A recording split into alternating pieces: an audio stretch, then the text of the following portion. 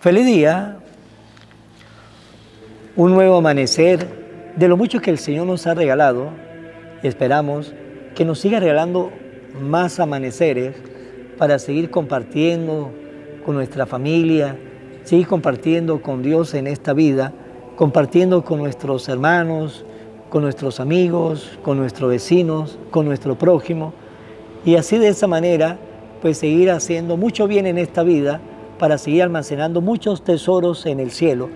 Pues vamos en este día, en esta mañana, a compartir la palabra del Señor. Lectura del libro del profeta Isaías. Yo soy el Señor, no hay otro.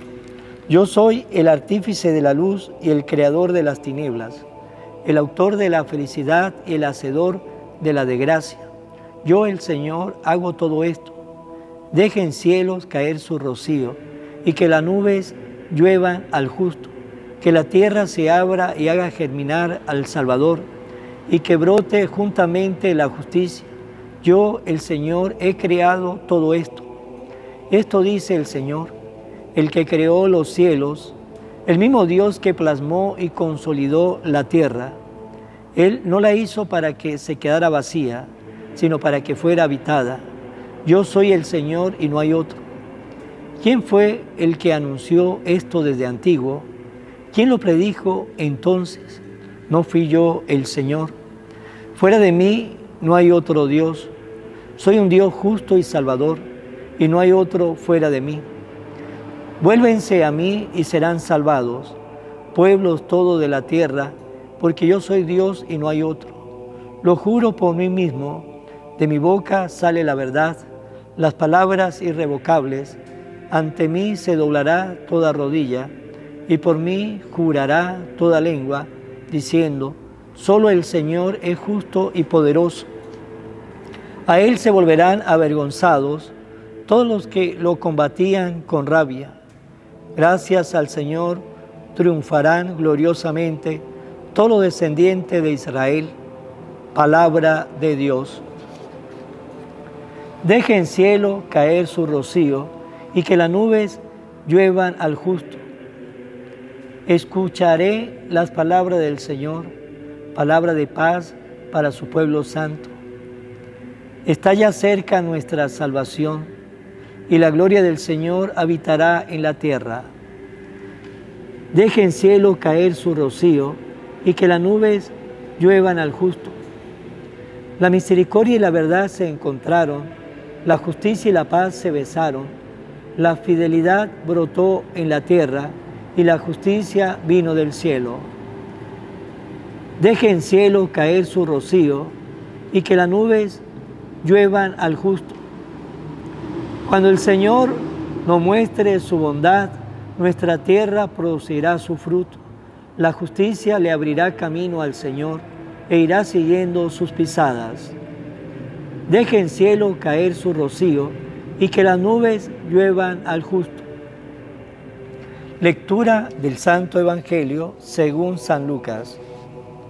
En aquel tiempo, Juan envió a 2 de sus discípulos a preguntar a Jesús, ¿eres tú el que ha de venir o tenemos que esperar a otro? Cuando llegaron a donde estaba Jesús, le dijeron, Juan el Bautista nos ha mandado a preguntar, si eres tú el que ha de venir o tenemos que esperar a otro.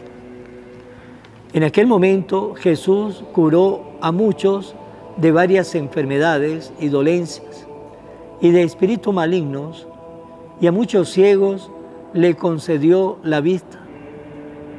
Después contestó a los enviados, vayan a contarle a Juan lo que han visto y oído.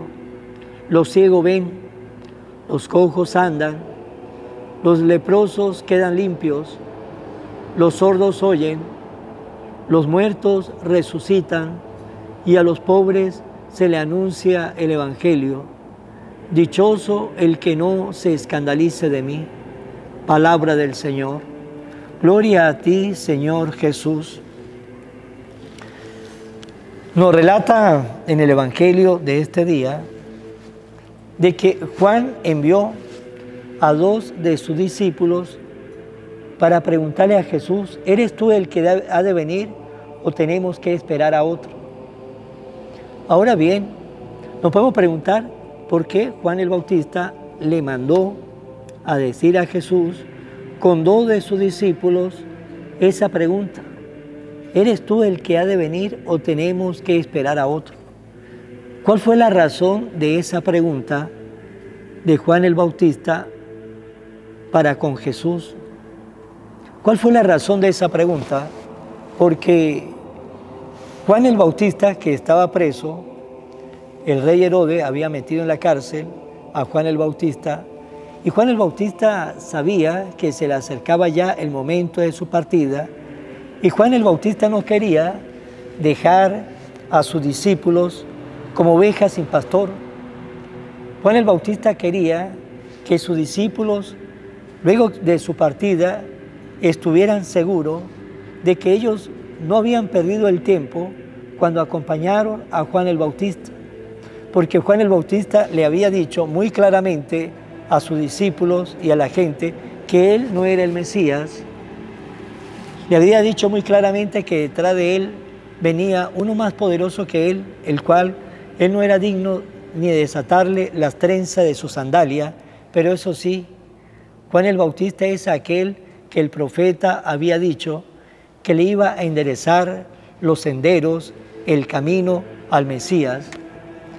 Y Juan el Bautista quería que sus discípulos, luego de su muerte, pues vieran de que Jesús era aquel a que Juan el Bautista había anunciado. Por lo tanto, esa pregunta de Juan el Bautista cuando mandó a los 2 discípulos, ¿eres tú el que ha de venir o tenemos que esperar a otro?, posiblemente era más para sus discípulos, para darle seguridad a sus discípulos, más que a él, porque él había sido testigo muy claro en aquel entonces cuando estaba bautizando a Jesús en el río Jordán, cómo se abrieron los cielos, cómo bajó el Espíritu Santo en forma de paloma, cómo el Espíritu Santo se posó en Jesús y escuchó la voz del Padre cuando dijo: este es mi Hijo amado, escúchelo.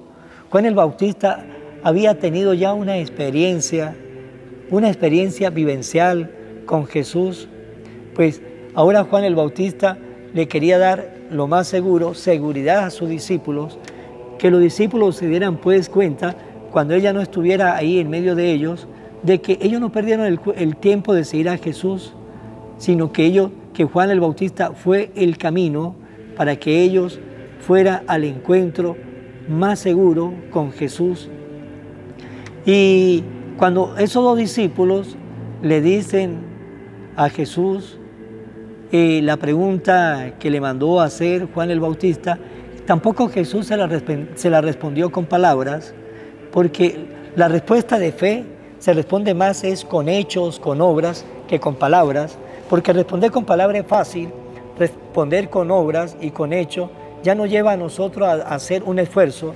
Y Jesús no le quiso responder con palabras, simplemente con palabras, que ciertamente lo hubiese podido hacer, porque la palabra de Jesús tiene y tendrá siempre autoridad, pero le quiso responder con hechos.